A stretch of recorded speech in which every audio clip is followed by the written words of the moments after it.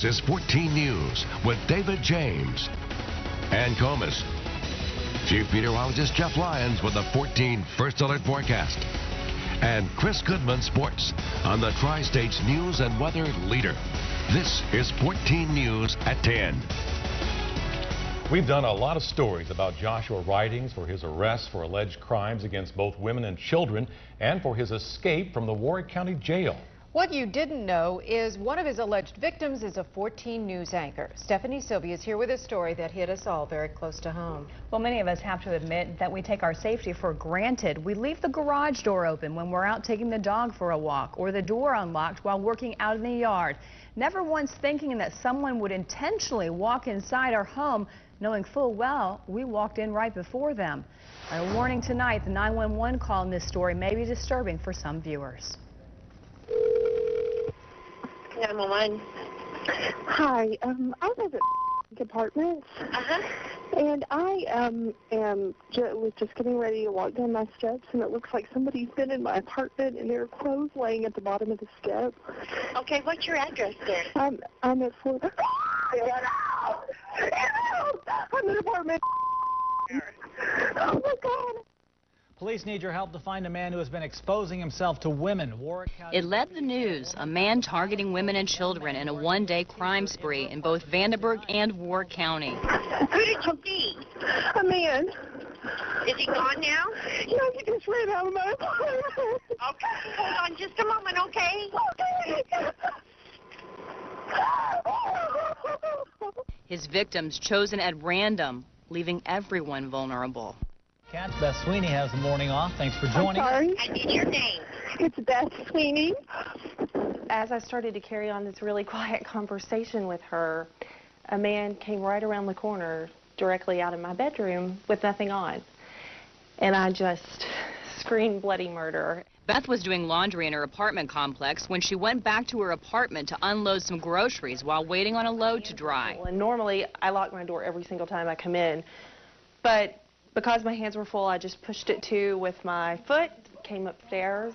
At one point, Beth thought she heard a noise, but dismissed it until she noticed a pair of men's shorts and tennis shoes blocking her way out. I had proof at the bottom of my stairs that something wasn't right. I could see it right in front of me, and that was the most horrifying feeling because I knew it wasn't just the wind, it wasn't just the weather, it was real. She didn't want to go downstairs because there was a closet by the door, and she was afraid to go anywhere else. I kept looking around trying to find something to hold, a weapon, something to defend myself, and I had nothing. Nothing except a cell phone. She immediately called 911. Walked right by me, just wasn't panicked, wasn't running, just walked by me like no big deal, and with no clothes on. I mean, who does that? It turns out Joshua Ridings does. Days later, Ridings was arrested after 14 News viewers recognized his vehicle seen on her apartment surveillance system. Tell her I'm sorry. In the months following, DNA linked him to the abduction and sexual assault of an 11-year-old girl in West Virginia and the violent home invasion rape of a Litchfield, Kentucky woman. He's also suspected in several other violent crimes against women and children. Beth thinks about what could have been every day. Yep.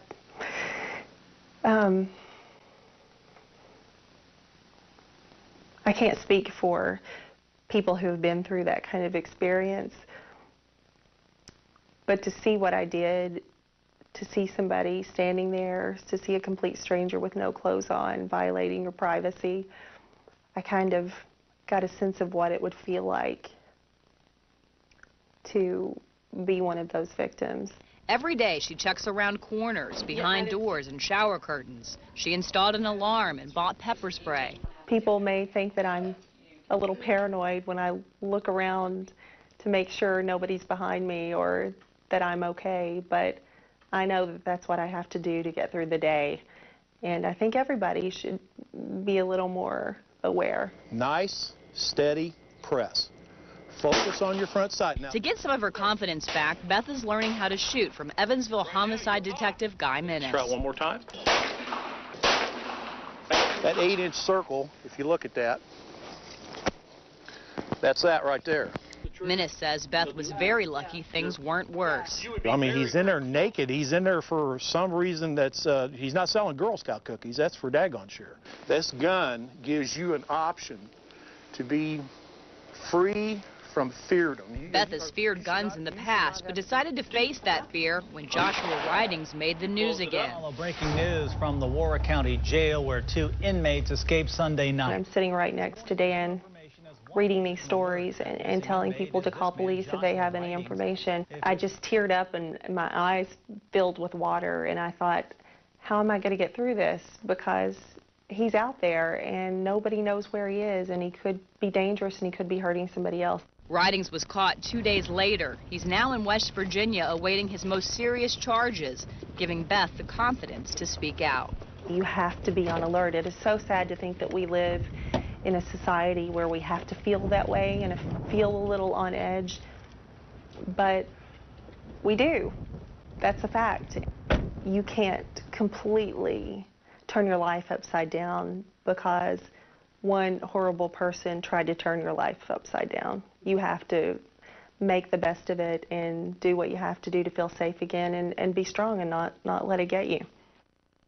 When Ridings was recently transferred to West Virginia, Beth felt it was time to tell women that this can happen to anybody. She was chosen at random, but had noticed him circling the parking lot earlier in the day. She dismissed it. She said had she paid attention to her initial instinct, she could have prevented this. Thank goodness she had the cell phone. Even better news, she's putting a gun in her hand to protect herself. Well, Beth, you know, like so many other people, she only has a cell phone. She does not have a phone in her apartment. So had her cell phone been sitting in the bedroom where he was waiting for her, this could have been so much worse. And Beth is fine. She's doing okay. She's back to work and doing a great job every day. That's right. She's one tough cookie. You know, she went out and she did what she had to do to protect herself. And she said, while it was a horrifying experience, it has helped her. And she feels like because of this, she's stronger and she's more aware and less likely to become a victim. Guy Minnis is offering a shooting class, a firearms training class in late May exclusively for women. Beth, myself, and some others are taking this class. Anyone interested in doing the same can call Guy Minnis at 812-483-5443. Even if you don't want to bring a gun to your house, it's good empowerment. Yeah.